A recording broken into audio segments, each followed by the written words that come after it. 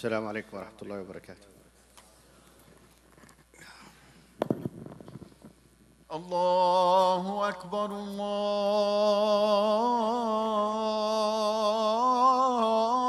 الله أكبر الله أكبر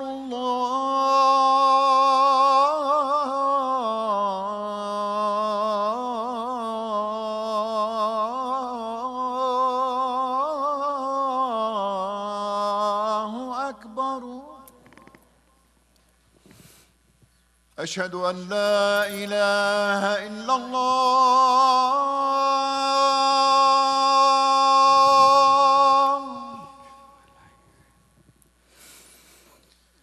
أشهد أن لا إله إلا الله.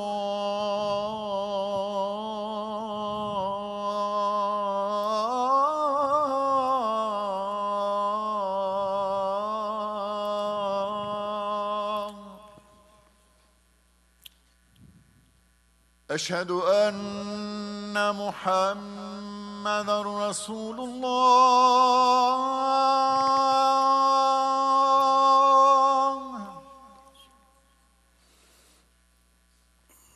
أشهد أن محمدًا رسول الله.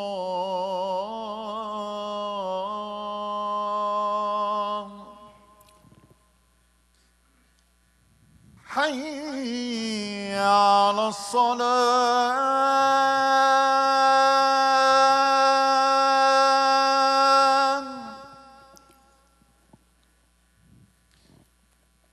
حي على الصلاة.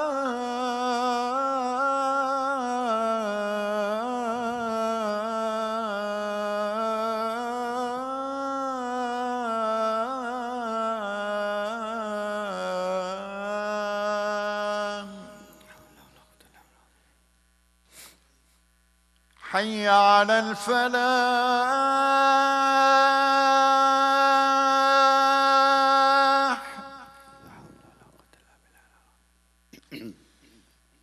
حي على الفلاح.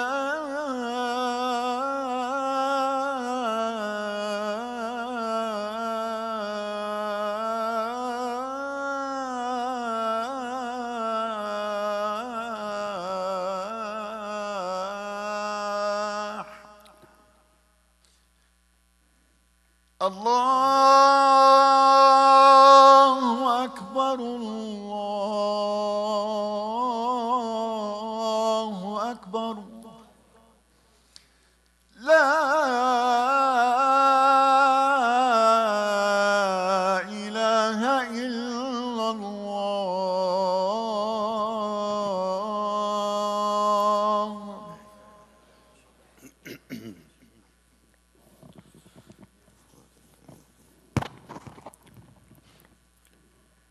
إن الحمد لله نحمده تعالى ونستغفره ونستهديه ونعوذ بالله من شرور أنفسنا ومن سيئات أعمالنا. من يهده الله فلا مضل له ومن يضلل فلا هادي له.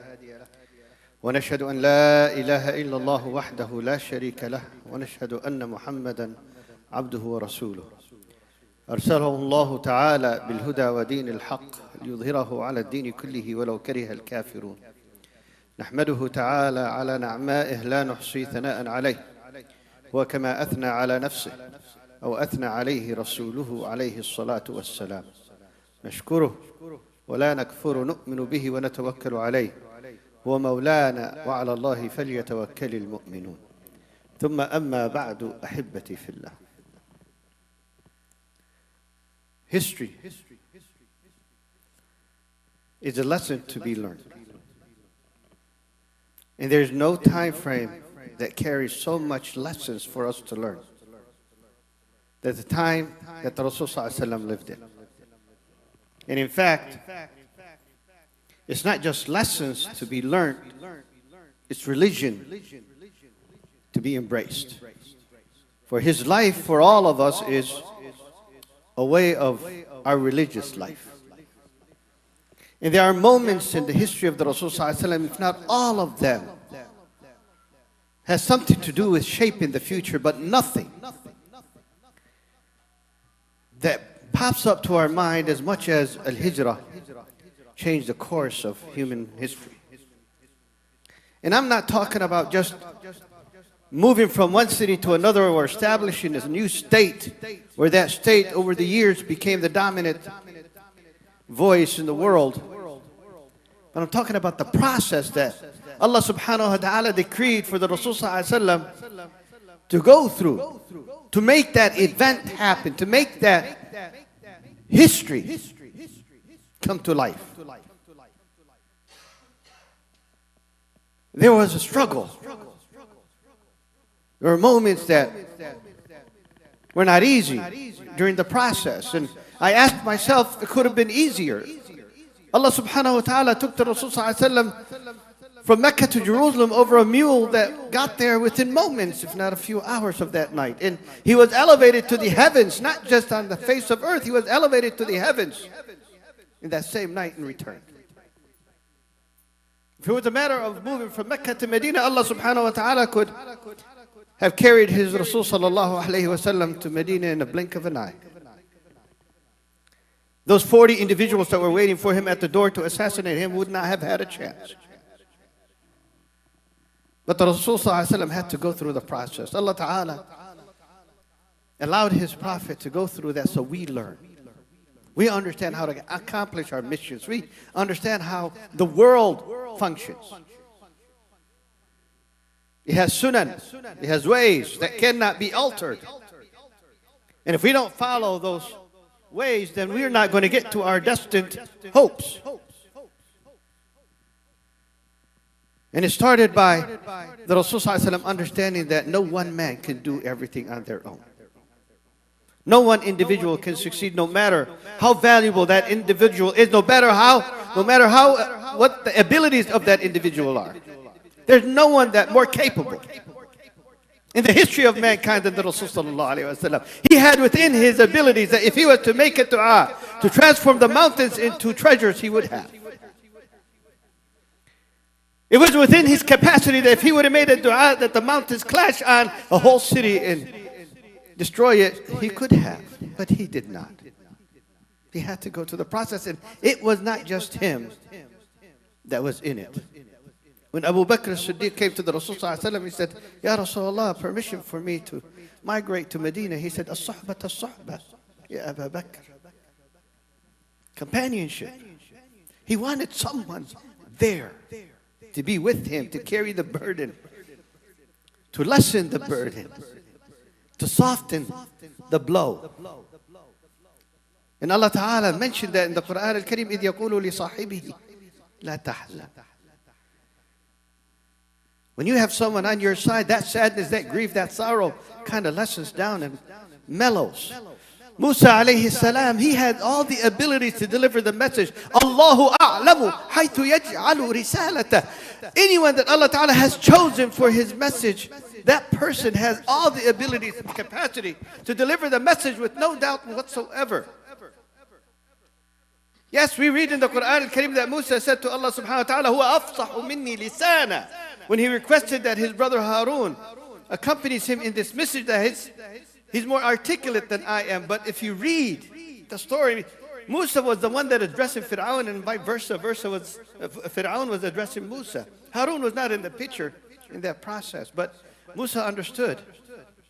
Having someone to lean on, someone to depend on in times of weakness, is strength. It's strength.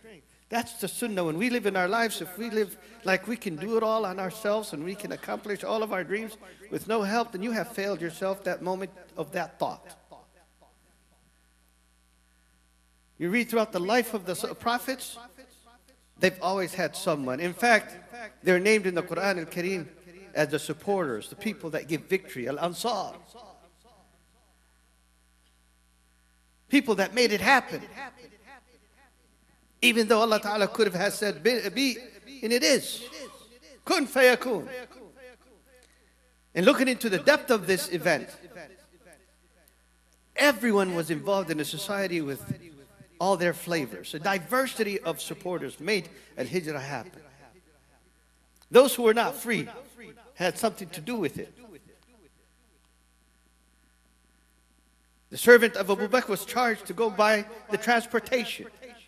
The daughter of Abu Bakr, the women in this event, had something to do with its success. Asma would carry the food to the Rasul ﷺ, and her brother will make sure that no one follows or understands where the Rasul ﷺ is hiding in that process. And he would have his ears open to listen what's being said, so they won't be surprised. And the most astonishing moment of this, that I want to make this the vocal of my khutbah today, was the man that led the Rasul ﷺ and Abu Bakr to safety. The man that was their guide, he was their eyes, was not even a Muslim. Abdullah ibn Urayq. Rasul ﷺ, neither he or Abu Bakr understood the ways to escape. They would have taken the usual route that eventually would have ended with their doom and their capture. So they needed someone to show them a way that people don't take. And they took the sea route, and only Abdullah ibn Urayq understood that, and he was not a Muslim. Inna Allah ta'ala la yansuru hadha ad-din bil-rajul al-fajir. Rasul ﷺ at times will bring victory from the unexpected folks, the people that have no good in them. But at that moment, something good comes out of them. He was their eyes. He did not mislead them. He did not expose them. Sometimes when we deal with people, especially living here in the West, we start categorizing people that they're no good. Every one of us has some good in them. The shaitan came to Abu Bakr one night, Abu Hurairah, while Abu Hurairah was guarding Bayt al-Mal. And as his evil, he was a thief that night. Starts stealing things. He's captured. Abu Hurairah captures him. He pleads for mercy. He's let go. The next day, same thing. And the third, finally, Abu Hurairah decided that this guy has too many attempts. So he refused to let him go. And the shaitan said, not knowing Abu Hurairah that he's talking to the shaitan, he said, if you were to let me go, I will teach you a verse in the Quran that if you were to recite it, the shaitan will never come near you. We know that verse to be Ayat al-Kursi. Rasul ﷺ said a statement that lives for the end of time. Sadaqaka wa huwa kadhub.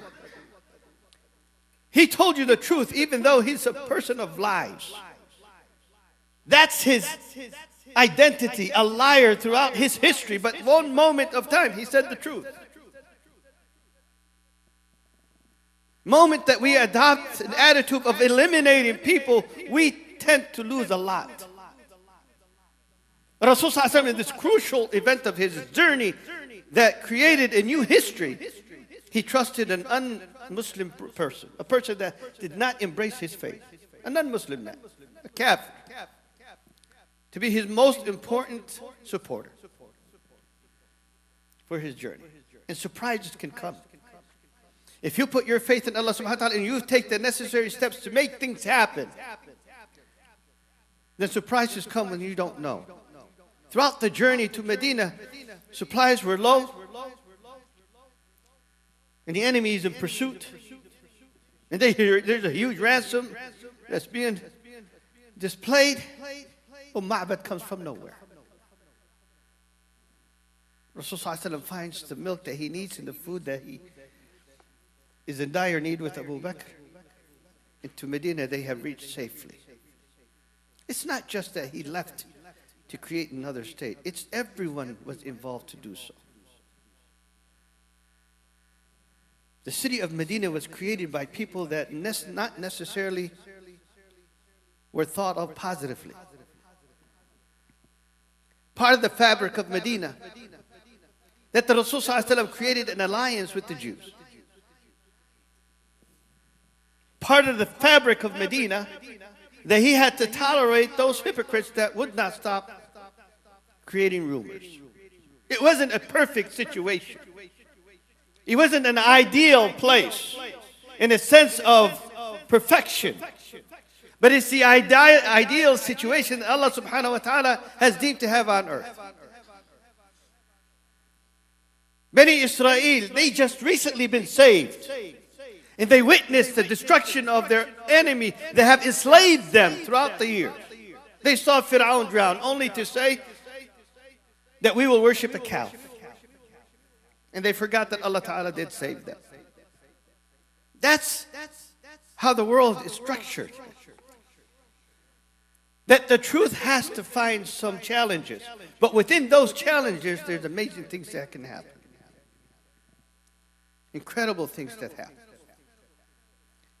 In the midst of loss of hope, incredible, amazing things happen. While Bani Israel are lost in the desert, 40 سنة يتيهون في الأرض.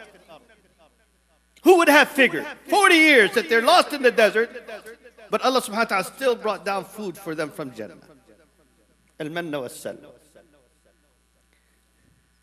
That's not a coincidence. Even in the midst of the punishment that they deserve, Allah Ta'ala still has His blessings coming down. With food that neither you and I will ever taste until we go to Jannah. They refused to enter Al-Masjid Al-Aqsa. In the midst of nowhere, a child with a rock put an end to a giant that people feared. And the Rasul sallallahu alayhi wa sallam, before his feet touched the city of Medina, more than 2/3 of it had embraced Islam. Before he even reached Medina. We live in a society, we cannot isolate ourselves. We cannot look at ourselves based on our ethnicity or even our ideology.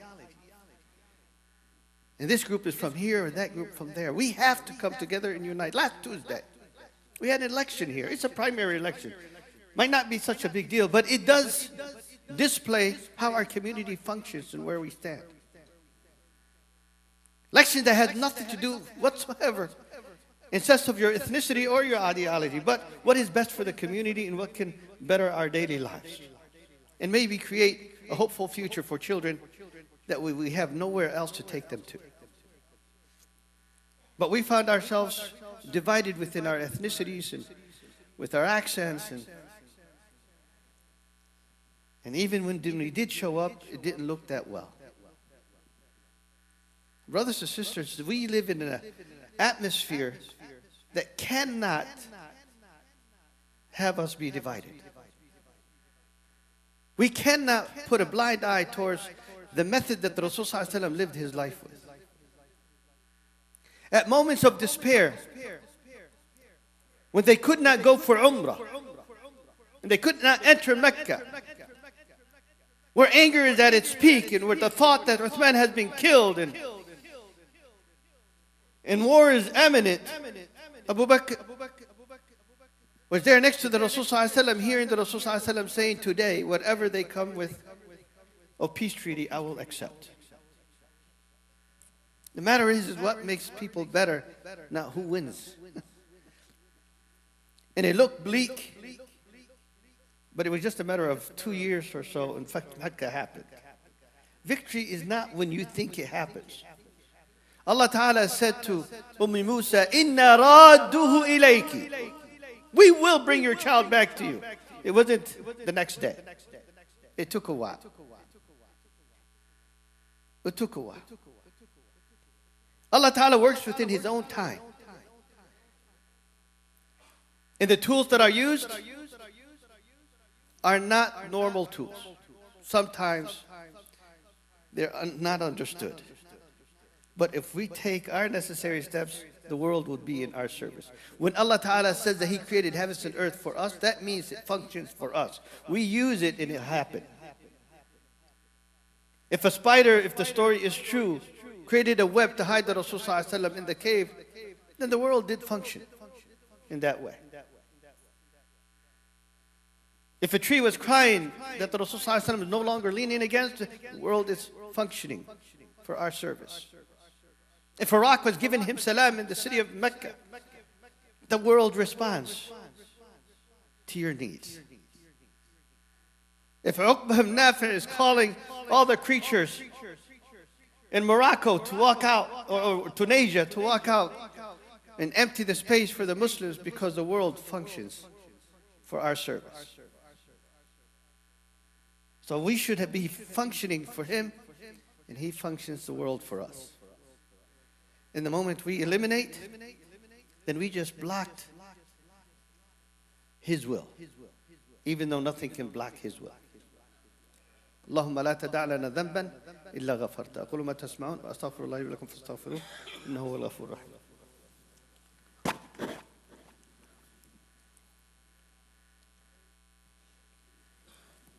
إن الحمد لله نحمده تعالى ونستغفره ونستهديه ونعوذ بالله من شرور أنفسنا ومن سيئات أعمالنا ثم أما بعد.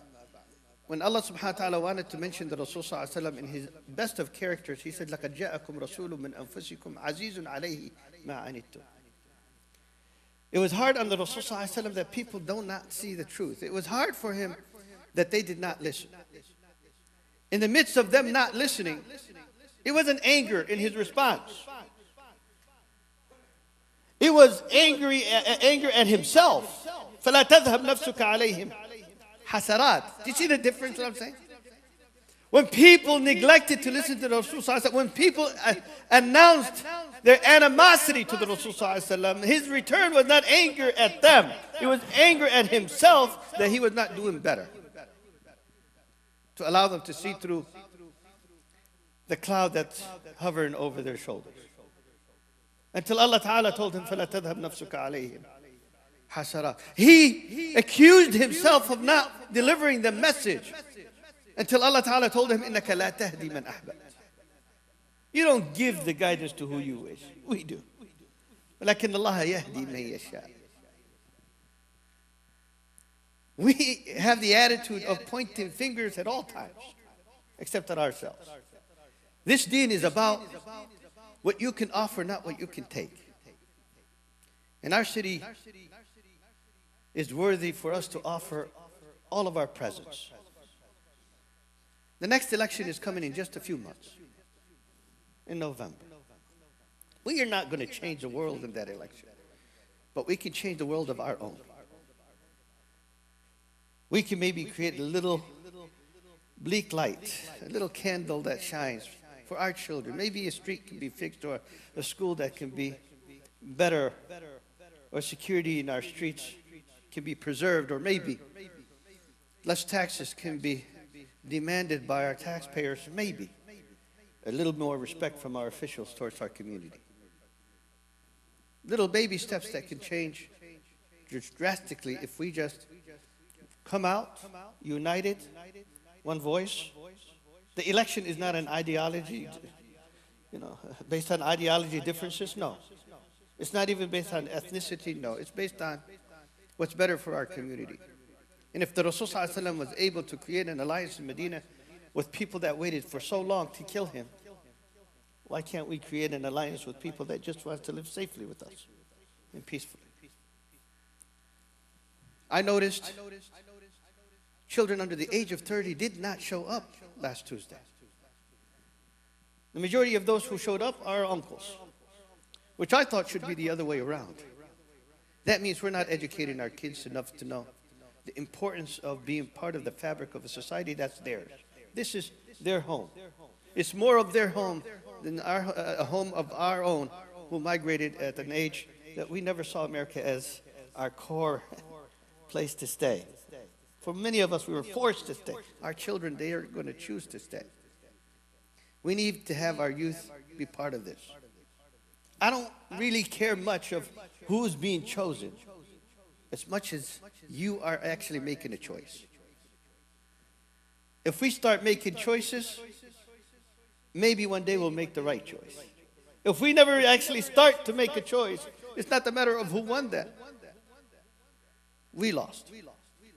So inshallah, by November the 7th, we need to start from now. We rally each other.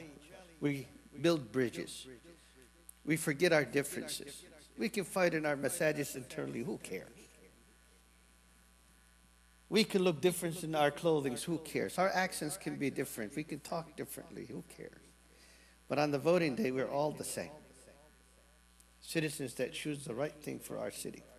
And that's what we need to work on, inshallah. اللهم لا تدع لنا ذنبا إلا غفرته ولا هما إلا فرجته ولا دينا إلا قضيته، ولا حاجة من حوائج الدنيا والآخرة هي لك رضا ولنا فيها صلاحا إلا أعنتنا على قضائها ويسرتها برحمتك يا أرحم الراحمين. اللهم احفظ الإسلام والمسلمين، اللهم احفظ الإسلام والمسلمين. اللهم كن لإخواننا في فلسطين وفي سوريا وفي لبنان وفي اليمن، وكن مع إخواننا في مصر وفي السودان وفي كل مكان. اللهم من أراد إعلاء كلمة الله فكن له يا رب العالمين ومعه، ومن أراد إضرار الإسلام والمسلمين فاجعل كيده في نحره واجعل تدميره في تدبيره يا قوي يا عزيز. اللهم لا تجعل الدنيا أكبر همنا ولا مبلغ علمنا ولا إلى النار مصيرنا. اللهم اجعل محشرنا يوم العرض عليك خير من دنيانا، ومسكننا في الجنة يا رب العالمين هي مأوانا، إنك سميع مجيب الدعوات. اعلموا أحبتي في الله أن الله تعالى يقول: إن الله وملائكته يصلون على النبي يا أيها الذين آمنوا صلوا عليه وسلموا تسليما.